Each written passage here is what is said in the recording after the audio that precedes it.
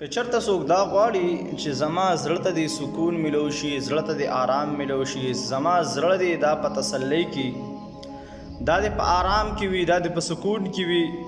اکثر بعض حالاتو کې هر انسان دا فریاد کوي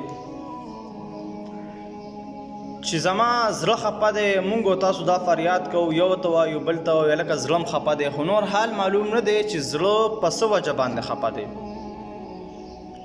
نو فرمایي چې د زړه دپاره علاج هغه ناستی د نیک عملو خلکو سره د صالحینو سره دی. یعنې که ته غواړې چې زما دا زړه د دې د علاج وشي، د دې دپاره د دارو میلو شي، نو ته لاړ شه د صالحینو د نیکو خلکو مجلس ته لاړ شه، هلته به ستا زړه ته قراری او سکون میلو شي. بیا که هلته هم ته نشي تللی نو د قرآن عظیم الشان تلاوت وکړه. قرآن